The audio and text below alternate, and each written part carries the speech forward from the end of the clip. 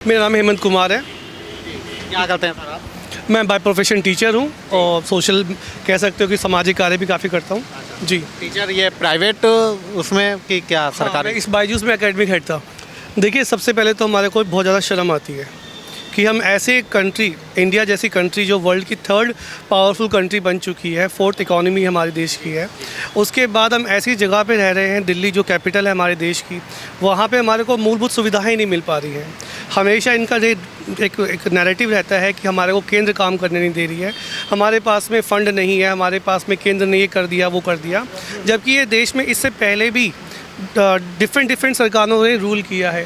जैसे कि सेंट्रल में कोई और गवर्नमेंट है, स्टेट में कोई और गवर्नमेंट है, कभी इतना कॉन्फ्लिक्ट नहीं आया है। लेकिन जब से केजरीवाल की पिछले 12 साल की अगर परफॉर्मेंस देखें तो आप खुद से देखिएगा कि कितना उन्होंने कार्य किया है। एक ऐसा कार्य नहीं किया है जिसके बेसिस पे ये खुद घर जा कर के वोट मांग सकें। कोई ऐसी योजना, जैसे कि अभी इन्होंने शुरुआत करवाई है महिला सम्मान निधि योजना, एक्चुअली में क्या होता है, जैसे कि जो योजना है, जो पेंशन मिलती है हमारे को, ये जो पेंशन मिलती है वो महिला एवं बाल विकास विभाग जो है दिल्ली सरकार का, उसके द्वारा है। लेकिन ये तो मतलब कहते हैं ना, नोटिफाई नहीं हुई है। जो चीज़ नोटिफाई नहीं है वो कैसे उसको देंगे, आप समझने की कोशिश कीजिए। इन्होंने बोला कि आयुष्मान भारत जो योजना है वो देश की सबसे बड़ी भ्रष्टाचार की योजना है। ये केजरीवाल के खुद के बयान थे, जिसने पिछले 7 साल से दिल्ली में आयुष्मान भारत आने नहीं दिया। लेकिन अब क्या कहता है, हम लोगों को क्या देंगे, संजीवनी योजना देंगे। एक आयुष्मान भारत योजना जिसमें सिर्फ 5 लाख तक का सीलिंग है, एक आपको दे रखा है लिमिट। आप सोचिए उसमें बहुत बड़ा भ्रष्टाचार हो सकता है। और जो संजीवनी योजना है उसमें तो कोई लिमिट ही नहीं है। आप भी समझदार हैं, ये भी सब समझदार है, जनता भी समझदार है। वो समझती है कि 5 लाख में अगर भ्रष्टाचार हो भी रहा है, जो कि इनके नज़रों में हो रहा है, एक्चुअली में नहीं हो रहा, लेकिन अगर 5 लाख में अगर भ्रष्टाचार हो रहा है तो जिसमें लिमिट ही नहीं है उसमें भ्रष्टाचार नहीं होगा। क्या गारंटी है इनकी कि उसमें भ्रष्टाचार नहीं हो सकता? तो देखिए, ये जो है केजरीवाल जो है ऐसी चाल चल रहा है। अगर कोई केंद्र ने नीति लेके आई है उसको नीति को लागू नहीं करने देता। अभी प्रधानमंत्री सौर ऊर्जा आया है, हमारे पास में योजना आई है। इस योजना में सरकार ने क्या बोला कि आप अपने घर में लगाइए, पैनल लगवाइए, आपको सब्सिडी मिलेगी 80,000 तक की, 78,000 तक की सब्सिडी है, वो हम देंगे। इन्होंने क्या किया, उसको इम्प्लीमेंट होने नहीं होने दिया। अपनी अलग योजना लेकर आ गए हैं, उसी के काट करने के लिए अपनी अलग योजना, जो कि कहीं नोटिफाइड नहीं है। पीएम मतलब प्रधानमंत्री मोदी जी ने एटलीस्ट उसको नोटिफाई करवा करके एक मंत्रालय के द्वारा, एक विभाग के द्वारा उसको लागू तो करवाया। इनसे पूछिए कि प्रधानमंत्री जो इनकी जो महिला सम्मान निधि योजना है उसको देने वाली नोडल एजेंसी कौन सी होगी? हर एक योजना जो है, जैसे भारत सरकार की 53 मंत्रालय हैं, 350 से ज़्यादा योजनाएं चल रही हैं इस देश के अंदर, चाहे पीएम आवास हो, वो शहरी विकास मंत्रालय देखेगा। ऐसे इतनी सारी योजनाएं हैं, उसके लिए एक ना एक मंत्रालय या नोडल एजेंसी ऑलरेडी नोटिफाइड है। इनकी एक भी योजना जो अभी इन्होंने घोषणा की है वो नोटिफाइड ही नहीं है। मतलब होमवर्क एक तरीके ग्राउंड से बिल्कुल ज़ीरो है इनका, बिल्कुल। केजरीवाल ने इस देश में, केजरीवाल ने सिर्फ एक बात पकड़ी है। क्या पकड़ी है? कि आप किसी भी हाल में महिलाओं को घर से बाहर निकलने से नहीं रोक सकते। क्यों नहीं रोक सकते? उन्होंने ये प्रूफ करके दिखाया है कि देश की महिलाओं का सम्मान, मतलब कह सकते हो कि अपमान किया है। कैसे किया है? उन्होंने बोला 2100 मिलेंगे और महिलाओं को क्या किया, अट्रैक्ट कर लिया, आकर्षित कर लिया। वो 2100 एक्चुअली में है नहीं कहीं भी। और इनके कार्यकर्ता बोलते हैं आपके अंदर हिम्मत नहीं है कि देश की महिलाओं को रोक कर दिखा दे इस 2100 को लेने से। आप समझ रहे हैं उन्होंने क्या बोला? उन्होंने बोला कि हमारा टारगेट जो है महिलाएं हैं, हमारा टारगेट जो है वृद्धा हैं, हमारा टारगेट जो है युवा है। क्यों है? क्योंकि इनके अंदर अभी नॉलेज, कह सकते हो कि जो जानकारी है, जानकारी का अभाव है। अब जो हमारी गृहिणियाँ हैं जो घर में रहती हैं, वो घर से बाहर तो जा नहीं रही है। अब भाई साहब ने आकर कुछ भी बोल दिया उन महिलाओं को आकर के, वो तो मान लेंगी। जानकारी का अभाव यही तो है। अब जो पढ़ा लिखा समाज है वो क्या करता है, अच्छा कोई योजना आई है वो तुरंत गूगल करता है, वो देखता है कि कौन सी मिनिस्ट्री, कौन सा मंत्रालय, कौन सा विभाग उसके लिए रिस्पॉन्सिबल है। लेकिन ये क्या है केजरीवाल को पता है कि महिलाओं को घुमा दो, उनको ऐसी स्थिति में डाल दो कि जहाँ पे उनके पास में सोचने का मौका ही ना मिले। वृद्धों को, अच्छा इन्होंने क्या किया अभी तक, पिछले 6 साल से, कह सकते हो कि 6 महीने भी हैं, अभी कई जगह पे 6 साल हो गए, 6 महीने से पेंशन नहीं आई है वृद्धों की। और ये कह रहे हैं हम इतना पैसा देंगे। इन्होंने बोला 2100 देंगे, 1000 रुपये नहीं दे पाई जो सरकार महिलाओं को। अभी प्रेजेंटली अभी दिल्ली में भी बात कर रहा हूँ मैं, अभी प्रेजेंटली वो 1000 रुपये नहीं दे पा रही है, वो 21 रुपये कहाँ से लेके आएगी, है ना। राशन कार्ड कहते हैं मोदी जी ने 80 लाख लोगों को राशन कार्ड दिया। दिल्ली में तो 1.5 करोड़ लोग रहते हैं और सारे के सारे तो देश इनकी प्रियंका कक्कड़ बोलती है कि देश की जो सबसे हाईएस्ट इकोनॉमी है, जो जीडीपी है सबसे हाईएस्ट है दिल्ली की, और उसके बाद भी 80 लाख जो है दिल्ली की जनता, उसको मोदी जी क्या कर रहे हैं, फ्री राशन दे रहे हैं।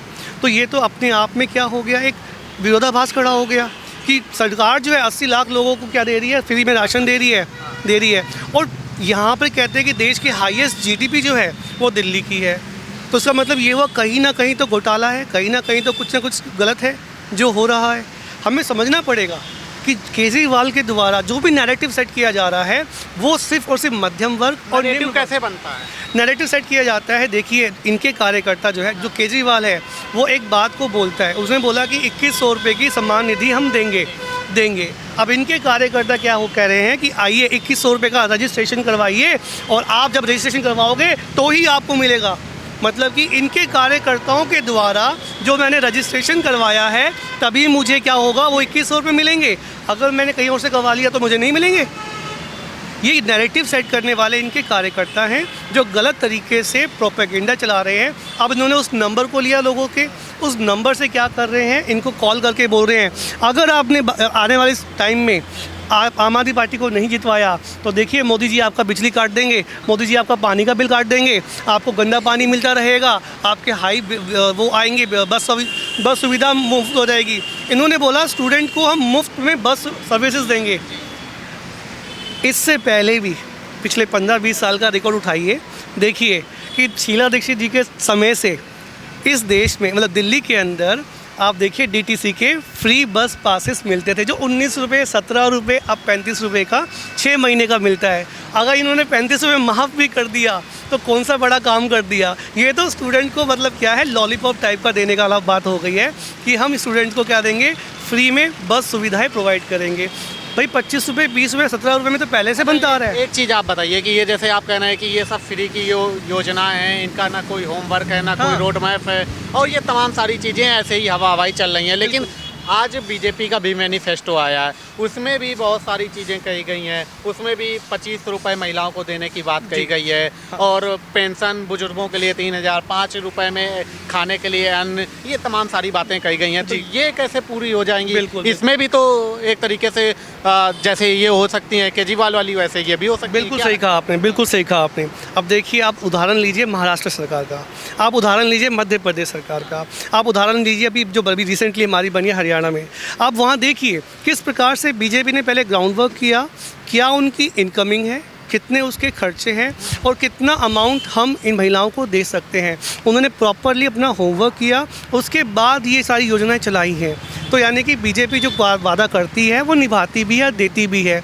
रही बात 2500 की, तो 2500 की जो योजना, जो पेंशन आ रही है, आपको पता होगा कि ये दिल्ली में शुरुआत करने वाली बीजेपी की सरकार थी। मदन लाल खुराना ने ही 1500 रुपये की स्टार्ट किया था, जो समय के साथ बढ़ते 2000, फिर जब MP हमारे आए तो 2500 तक की जो पेंशन मिलती आ रही थी। ये वही योजना है, उसमें कुछ भी एक्स्ट्रा नहीं है। बस हाँ, आप कह सकते हो जो केजरीवाल है वो सिर्फ इसमें फेयर एंड लवली लगा देता है और कुछ नहीं करता। अच्छा, आप मतलब किस उसके बच्चों को पढ़ाते हैं? मैं देखिए मैं आपको बताता हूँ, मैं IPM जो है होता है, IPMAT जिपमैट, जो आफ्टर 12th जो एग्ज़ाम होते हैं, एंट्रेंस एग्ज़ाम होते हैं, मैं उसकी तैयारी करवाता हूँ और साथ में एकेडमिक हेड हूँ, तो मैनेज भी। 12th की एग्ज़ाम की आप जैसे 12th के बाद के जो कोर्सेज होते हैं उनकी तैयारी कराते हैं, तो ये 12th तक के जो स्कूल, मान लीजिए गवर्नमेंट स्कूल के भी बच्चे आपके पास आते होंगे। जी जी। क्या उनका लेवल रहता है? आपके माध्यम से मैं आपके माध्यम से एक चैलेंज देना चाहता हूँ, दिल्ली सरकार को चैलेंज देना चाहता हूँ। मैं कहता हूँ कि आप अपने सरकार के जो सरकारी स्कूल है ना, उनके एग्ज़ाम की जो आंसर शीट्स है ना, वो किसी प्राइवेट स्कूल के टीचर से चेक करवा लीजिए। मैं आपको इतने नाम गिनवा सकता हूँ कि ऐसे ऐसे स्टूडेंट्स हैं जिनको प्रॉपरली 10 लाइन लिखने नहीं आती है, जो 12th के बोर्ड एग्ज़ाम में रिज़ल्ट लेके आ रहे हैं। ये दिल्ली वही है जिसका मैक्सिमम 2005 से 2007-10 तक जो मैक्सिमम रिज़ल्ट था 75-79% पासिंग रिज़ल्ट था। जब से केजरीवाल सरकार आई है, नो डिटेंशन पॉलिसी के कारण क्या हो गया है, 99%, 95%, 96% रिज़ल्ट आना शुरू हो गया है। और हमें जो चैलेंज आता है, हमें ऐसे ऐसे स्टूडेंट मिलते हैं, मुझे बोलना नहीं चाहिए, उसमें उनकी गलती नहीं है। जैसे कि फेस कर रहे हैं जो एग्जैक्टली अब मैं आपसे बोलता हूँ कि हमारे भाई साहब हैं, हमारे भाई साहब हैं या भाई साहब हमारे हैं, इनसे अगर आप 2 का टेबल सुनेंगे तो इनके बोलेंगे 2 1 जा 2, लेकिन आप इनसे पूछिए व्हाट इज़ जा इन इंग्लिश, देयर इज़ नथिंग जा इन English. 2 1s are 2, 2 2s are 4। जब इनको बताया ही नहीं गया आज तक तो ये पूछेंगे क्या, ये क्या क्वेश्चन करेंगे? इनको तो जब रटवा दिया गया है, हाँ जी 5 क्वेश्चन रट लो आपके एग्ज़ाम पास हो जाएंगे।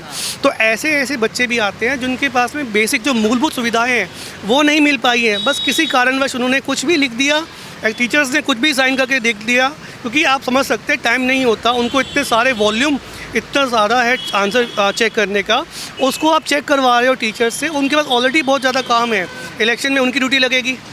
टीचर की स्किल पे बहुत काम किया गया है बच्चों का, और स्विमिंग पूल और तमाम सारी चीज़ें, माइंड IQ लेवल तेज करने के लिए बहुत सारे प्रोग्राम चलाए गए हैं। और यहाँ के स्कूलों को, मंगलम जैसे स्कूल हैं, कई सारे स्कूल हैं, 2-4 स्कूल हैं जिनकी बात करते हैं, उनको दिखाया जाता है टीवी पे, वर्ल्ड लेवल पे कहते हैं उस तरीके के स्कूल बने हैं दिल्ली के, वहाँ पे IAS PCS ऑफिसर्स के बच्चे पढ़ते हैं। आप इनसे पूछिए, आप जो बच्चे यहाँ से IAS या फिर PCS के एग्ज़ाम जिन्होंने क्लियर किया है ना, इन्होंने तो क्लेम किया कि हमारा बच्चा है, एक बार उनके घर जाके मिलिए, उन IAS IPS से मिलिए तो सही। ऐसा कौन सा IAS IPS बच्चा आ गया है जो है जिसके बारे में दिल्ली वालों को ही नहीं पता? और आप समझने की कोशिश कीजिए, IAS IPS बनने के लिए PCS एग्ज़ाम, मैं भी एक प्रिपरेटर रहा हूँ, मैंने भी एग्ज़ाम पास किए हैं, मेरा NTPC में 84 रैंक आया था, RRB मैंने भोपाल क्वालिफाई किया, मैंने JEE का एग्ज़ाम क्वालिफाई किया, RRB चंडीगढ़ क्वालिफाई किया, लास्ट टाइम अभी मैंने रिसेंटली NTPC एग्ज़ाम क्वालिफाई किया, CGL में मैंने मेरिट लाया, SBI PO का मैंने इंटरव्यू में रिजेक्ट हुआ हूँ, खैर वो अलग बात है, क्वालिफाई एग्ज़ाम मैंने बहुत सारे किए हैं, ठीक है। लेकिन मैं उस बच्चे की बात कर रहा हूँ कि जो बच्चा है, जो भी आप बात कर रहे हैं, 12th तक ही तो पढ़ा सरकारी स्कूल में, IAS PCS बनने के लिए रिक्वायरमेंट क्या है? ही शुड बी और she should be a graduate. उनके बच्चे पढ़ते हैं यहाँ पे, मतलब ऑफिसर्स के बच्चे, जो बड़े बड़े लोग हैं उनके बच्चे सरकारी स्कूल में पढ़ रहे हैं। हाँ पढ़ाइए ना, दिखाइए ना कौन पढ़ रहा है, किसी के एक के भी नहीं पढ़ रहे, एक के भी नहीं पढ़ते। किसी ने आज तक सरकारी हॉस्पिटल में इलाज ही नहीं कराया। आज तक जो सरकारी स्कूल बहुत बढ़िया हैं, तो मैं प्राइवेट स्कूल क्यों नहीं बंद हो गया? आज तक एक भी बंद नहीं हुआ। मैं दिल्ली का ही रहने वाला हूँ, मैं यहीं पैदा हुआ हूँ। बताओ सरकारी स्कूल में कौन सी फीस लगती थी, हॉस्पिटल में कौन सी फीस लगती थी? सब फ्री था पहले भी और आज भी। मतलब आप कह रहे हैं अगर सरकारी अच्छे होते तो प्राइवेट बंद हो जाने? प्राइवेट एक तो बंद हुआ होता, जब प्राइवेट में एडमिशन कम हुआ होते, कुछ भी कम नहीं हुए, एडमिशन भी ज़्यादा हो रहे हैं, बढ़ते जा रही हैं। उनकी जो पढ़ाई कराने का एक सिस्टम है, सरकारी स्कूल से लाख दर्जे बेटर है। सरकारी स्कूल के बच्चे को कुछ नहीं आता है, अगर जो 100 में से 2 पढ़े निकल गए तो उसकी क्या वैल्यू है? 2% है ना। और प्राइवेट स्कूल में 90% है।